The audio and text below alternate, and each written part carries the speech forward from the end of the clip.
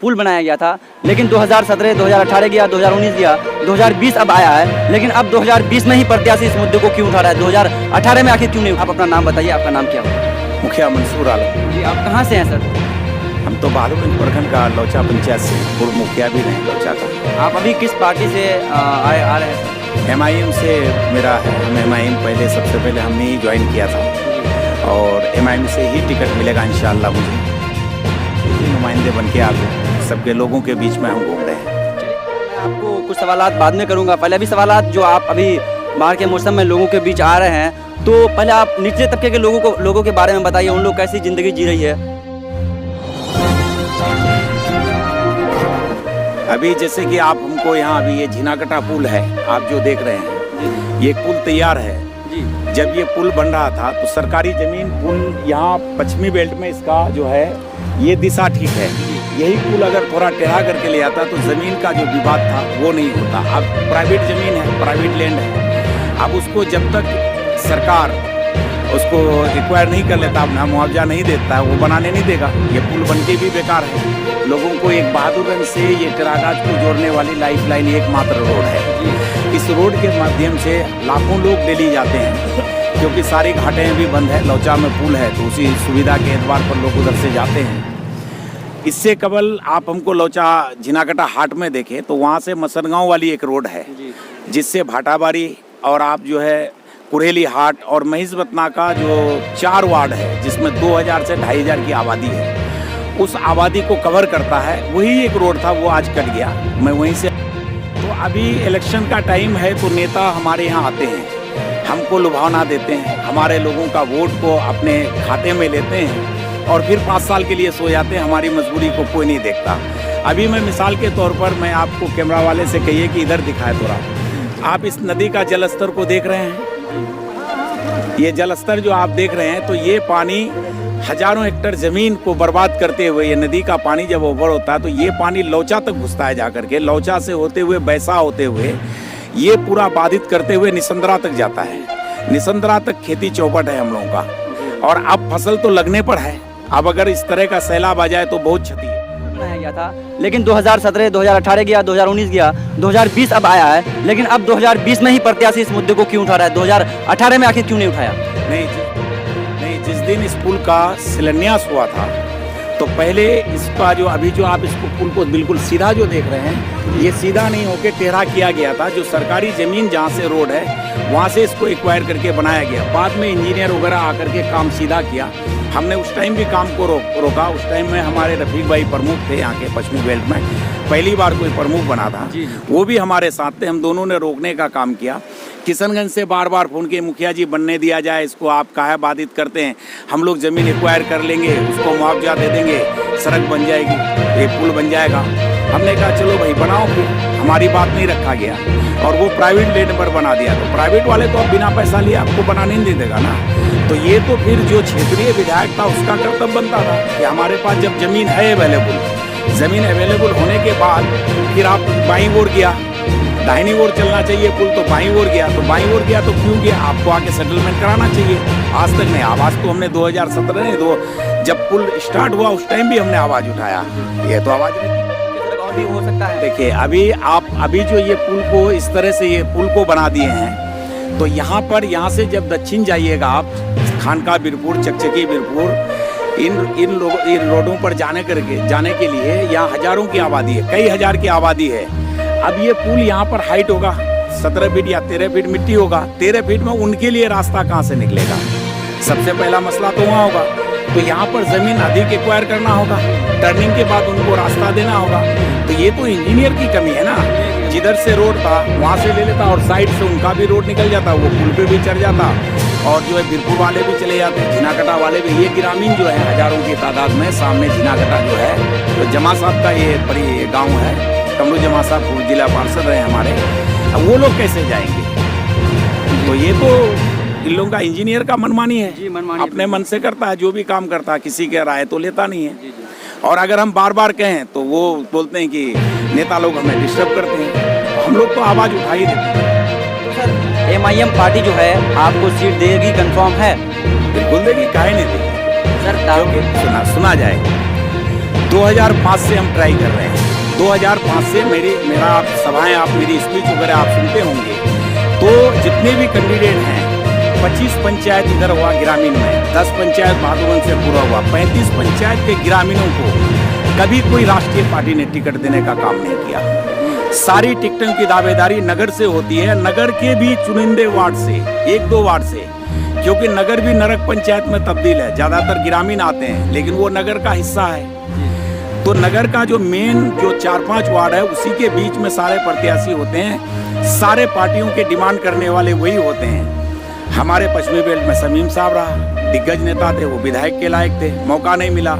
आप दक्षिण की ओर चलिएगा तो मुखिया सिद्दीक साहब थे, राजद के प्रबल दावेदार थे, उन्हें भी षड्यंत्र के टिकट नहीं मिला, न शमीम साहब को मिला। जहूर अकरम साहब पूर्वी बेल्ट में ग्रामीण में आया करते थे, न उनको मिला।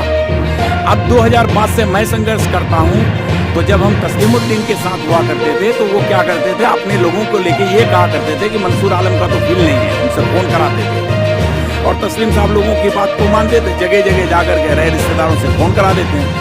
अब पाला इनका पर आया अख्तरुल ईमान साहब से, तस्लीम साहब तो रहे नहीं, अख्तरुल ईमान साहब इस एरिए को भली भांति जानते हैं और अख्तरुल ईमान साहब एक एक जगह घूम के गए हैं और उनके रहे रिश्तेदार भी बहुत हैं। नदी के किनारे में भी रिश्तेदार है, उनके रिश्तेदार का बहन का घर भी कटा है, जमीनें भी कटी है। तो उनको अगर 100-200 क्या 1000 आदमी से भी फोन कराएंगे तो वो बात नहीं होने वाली है। जो बात पहले हुआ करता था कि तस्लीम साहब को कह के मेरा टिकट कटवा देना, इन लोगों का कटवा देना, वो जमाना नहीं रहा, जमाना लग गया है। अब अख्तरुल ईमान का साहब का जमाना है। अख्तरुल ईमान साहब मुझे ही टिकट देंगे और ग्रामीण में टिकट देंगे इंशाअल्लाह। तो क्या कुर्सी फूटेगी या नहीं? वो तो वो लोग कहेंगे, मैं तो। लेकिन अगर आपको टिकट नहीं मिलेगी तो कुर्सी फोड़ेंगे? मैं पार्टी का वफादार हूँ, पार्टी में हूँ, पार्टी सुप्रीम फैसला करेगा, हमारी बदहाली को देखते हुए वो फैसला करेंगे और इंशाल्लाह टिकट मेरे ही हिस्से में आएगा। वो आपस में लड़ते रहेंगे, टिकट इधर आएगा। जो वंचित है, ये एरिया जो शोषित है, इन एरियो को कभी किसी ने, किसी राजनीतिक दल ने टिकट नहीं दिया और ये काम जनाब अख्तरुल ईमान साहब इस बार करेंगे, आपको देखने को मिलेगा। और जितने भी हमारे मीम में जितने भी साथी हैं, चाहे वो मुसब्बिर साहब हो, हसन जावेद साहब हो, अंजार साहब हो, मुस्तफा अनवर राही साहब हो, मासूम साहब हो, नफीस हैदर साहब हो, हम लोग सारे साथ मिलके चुनाव लड़ेंगे और सबको मुझे साथ भी देंगे इंशाल्लाह। मैं उम्मीद करता हूँ। इस जगह में खड़ा हूँ, नदी के आगोश में हूँ, हजारों लाखों हेक्टर जमीन लोगों का, किसानों का, ये किसानों का एरिया है ना, किशनगंज जिला तो किसानों का है, 100% किसान लोग हैं यहाँ। इनके हित में हमें कौन सा काम करना चाहिए? मैं जिस जगह खड़ा हूँ इस काम को पहले करना चाहिए ना। इस पे दोनों साइड में तटबंध का इंतजाम होगा, मेरा जो निजी पेमेंट होगा, जो पैसा मुझे मिलेगा, सबसे पहला काम ये होगा। शिक्षा पर फोकस रहेगा, आपका स्वास्थ्य पर फोकस रहेगा, ये मूलभूत जो सुविधाएं हैं इस पर सबसे ज्यादा फोकस रहा। लेकिन नदी कटाव पर सबसे पहला फोकस होगा मेरा। मैं इसको हर तरह से बांधने का कोशिश हूँ। अगर मैं यहीं पर एक तटबंध मार के, यहाँ पर अगर मैं इस तटबंध को बांध करके लेके अगर हम वहाँ, तो ये जो आपका नोधिया टोली है, नोधिया टोली तक एक बांध का अगर हम निर्माण कर दें तो क्या हमारी फसलें नहीं बचेगी? तो ये किसको दिखाई देगा? जनप्रतिनिधियों को दिखाई नहीं देता। मैं बनूंगा तो इस काम को करूंगा मैं। लोग जमीन नहीं देंगे, उसका हाथ पैर पकड़ के जमीन लूंगा मैं, लेके करके दिखाऊंगा। सुनिए, अभी आपने देखा कि एएमयू का जो शाखा हुआ आपका किशनगंज में, जमीनें दी गई है, बिहार सरकार की लापरवाही है। जमीन देने के बाद पहले जमीन का विवाद रहा, वो उसको फाइनल क्यों नहीं करते हैं? फंडिंग करना चाहिए, उसमें टीचर्स, प्रोफेसर्स, लेक्चरर आने चाहिए। ये सरकार की तरफ से, सरकार यहाँ विफल है शिक्षा में। नीतीश कुमार जी सबको कह दिया है जाहिल रहो, मुझे वोट करो। पढ़ लिख लेगा तो उसको वोट नहीं करेगा नीतीश कुमार जी को। उनको जब वोट नहीं करेगा, लोग जाहिल रहेगा तो उनको वोट करेगा। स्कूल जाओ, खिचड़ी खाओ, ड्रेस का पैसा लो, साइकिल चलाओ, क्लास में किसी को फेल करना नहीं है, पढ़ाई हो नहीं है, उसको पास कर देना है। तो ये मानसिकता यह दर्शाता है कि हम लोग जाहिल बन के रहें ताकि हम उनकी आवाज़ पर आवाज़ बन जाएं, उनका विरोध न करें, उनका फेवर में करें। वो अपने फेवर में करने के लिए आज स्कूलों में टीचर्स नहीं है, कॉलेजेस नहीं है। आपका, हम जिस जिला से बिलोंग करते हैं, हमारे यहाँ 2 ही कॉलेज हैं, मारवाड़ी कॉलेज और नेहरू कॉलेज। 17 लाख की आबादी में 2 कॉलेज हैं। हमारे कितने बच्चे पढ़ते हैं, हमारा परसेंटेज कितना है? तो कई कॉलेजेस की ज़रूरत है। यहाँ पर प्राइवेट कॉलेज हैं, उसमें आप नामांकन देखिए, 10,000 15,000 बच्चे फॉर्म भरते हैं, 7-8 हज़ार को भरते ही हैं। और पढ़ाई कुछ नहीं, ट्यूशन एक जरिया है। अभी कोई बच्चा बोलता है हम मैट्रिक करते हैं, मैट्रिक करते हैं क्योंकि अब पंचायत लेवल पे जो कुछ हाई स्कूल बनी है तो टीचर तो उसमें है नहीं। अपना ट्यूशन के माध्यम से यहाँ के बच्चे पढ़ लेते हैं, पढ़ के फिर आगे जाने की सोचते हैं। हम लोग जीत के जाएंगे तो उसका विधानसभा में पुरजोर शिक्षा मंत्री को डेली आरे लेंगे हम, हर दिन हाथ उसके दो हाथ करना पड़े तो हम तैयार हो जाएंगे। सवालात तो होगा। और हमारा क्षेत्र का जो विधायक है, अफसोस है कि 16 साल विधायक रहा, 16 साल विधायक रहने के बाद भी सदन में आपका जो है विधानसभा में एक क्वेश्चन नहीं है उनका। अफसोस तो इस बात का है, हमने ऐसे लोगों को चुन लिया। अभी आप किशनगंज की बात मत कीजिए, किशनगंज एक हब है मुस्लिम यूनिटी का, इसीलिए क्योंकि यहाँ 70% मुसलमान हैं। तो आपको लगता है ये मुसलमानों की पार्टी है। चलिए आप अररिया पहुँचे, 40-42% मुस्लिम आबादी है, 48% अरे 42%। वहाँ के हिंदू क्यों जुड़ते हैं? पूरे बिहार से आज आपको न्यूज आ रहा होगा कि हिंदू भाई MIM में ज्वाइन करने लगे। MIM तो एक ऐसी पार्टी है कि हमारे जैसे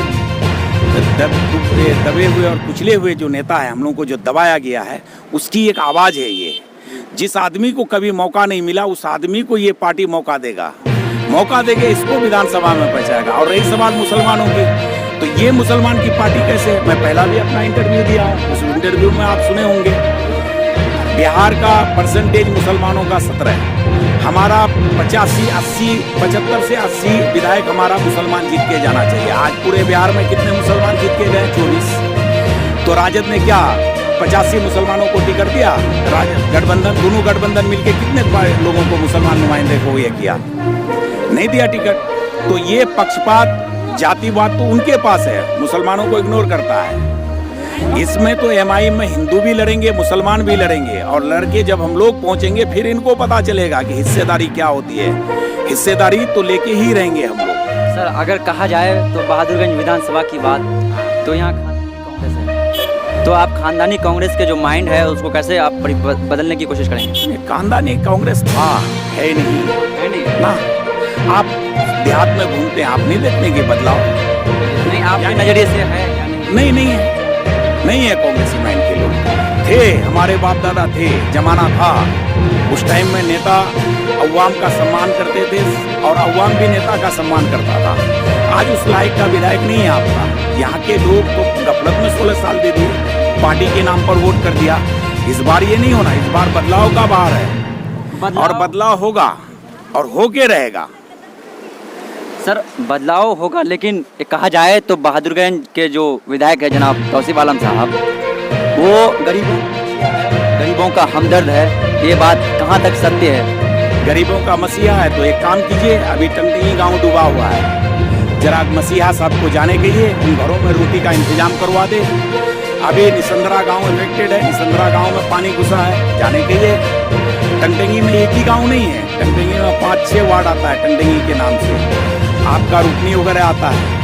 अभी जो मसन गांव है, अभी हम जहाँ से लाइव आए, वहाँ घरों में पानी घुसा हुआ। तो मसीहा तो वो है ना कि वहाँ पहुँच जाए उड़ के, मसीहा को आना चाहिए ना। है हिम्मत तो इस धार को टपा करके दिखा दे। तौसीफ साहब का एरिया है ना, 16 साल विधायक रहना है, उसमें हिम्मत तो इस नदी को पार करके आ जाए पश्चिमी बेल्ट में। वोट लेने के लिए पश्चिमी बेल्ट ज्यादा, और वोट लेने के बाद 5 साल सोएंगे, AC में रहेंगे। तो लाइए ना AC वाली गाड़ी थोड़ा। साहब आपका कहना है कि वो मसीहा नहीं है? कौन मसीहा है? वो होगा मसीहा, अपना मसीहा है वो। हाँ, साहूकारों का मसीहा, गरीबों का मसीहा नहीं है वो। साहूकारों के यहाँ आएगा, अभी धन बल छल का इस्तेमाल करेगा, कुछ गरीबों को गुमराह भी करगा, कुछ परसेंट ले लेगा। जमानत जब्त फाइनल मान लिया आप उसका, जमानत जब्त। लोगों ने उसे जमानत कराने के लिए 16 साल पहले वोट दिया था, इस बार वोट करेगा अगेंस्ट में जमानत जब्त कराने का।